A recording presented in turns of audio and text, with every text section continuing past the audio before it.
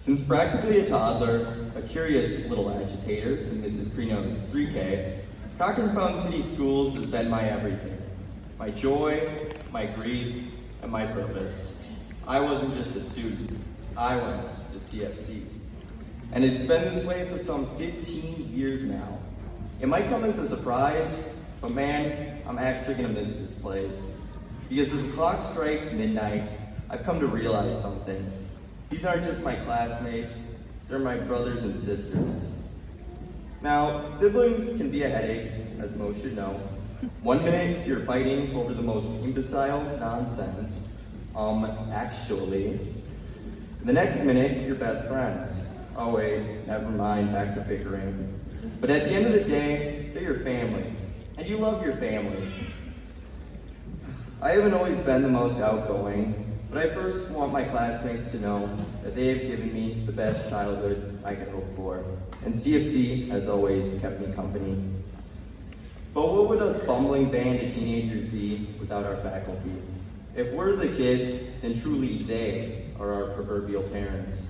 And like any good children, we enjoyed pushing the envelope a lot. And we were pretty dumb about it too.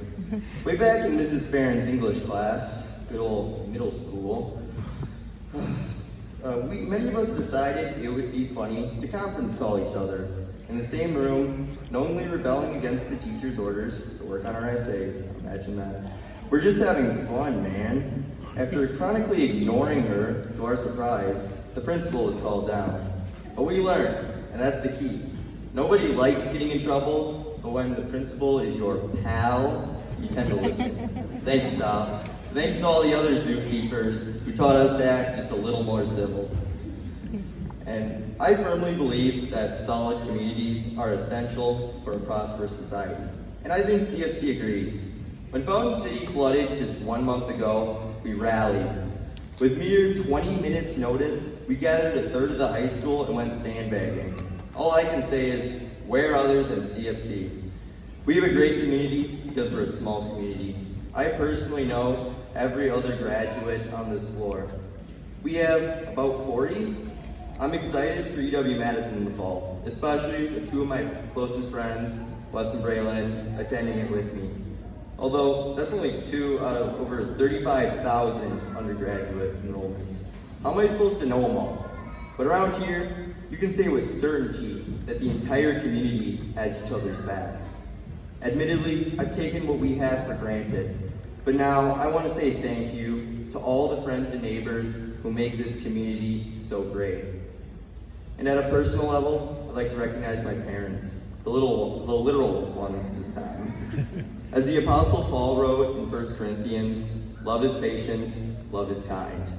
In the last 18 years, I've always strived to be the good one, the stable one, the one not to worry about. So it came as a great surprise when I told them I wanted to be a Marine. In a matter of 1 month, I think I gave them the stress load of one lifetime. But after careful persuasion, they, along with what seemed like every single person I know, reminded me that idea was a little off. And they led me towards Air Force ROTC. If my decision-making process has taught me anything, it's this. Trust your parents and thank our men in uniform, because the work they do is serious and it's essential. The Air Force might rule the skies, but parents rule the future. Whatever they tell you, being a parent is the most important job in the world, and it's not even close. Parenting is so important, in fact, that we literally cannot live without it. That's why I'd like to thank all the parents out there who make this ceremony possible. Easily the most underappreciated job. When I was young, my dad instilled in me a deep appreciation for history. I love history because it tells a story of all of us. On Earth, we only get one chance, a short page to write the tale of who we are. But it's not just about you or me or any one of us. There are 330 million Americans and a whopping 8 billion we share the planet with. On top of that, tens of billions who came before us. We today stand on thousands of years of challenge, sacrifice, and most importantly, wisdom. In every mishap, there's a lesson to be learned. In the 14th century, a gruesome plague called the Black Death wiped out nearly half of Europe. It was horrible. People were running around with Grim Reaper masks, stuffed with posies just to mask the horrible scent, trying to get a grip of what was even going on. Europe was ravaged, decimated.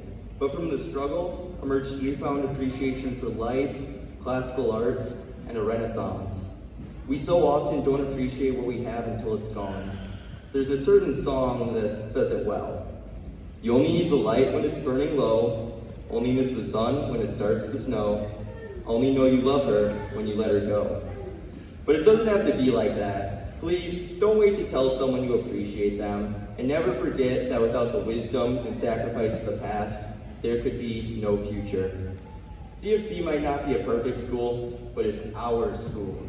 And although I've taken it for granted my entire life, I'm finally starting to get it.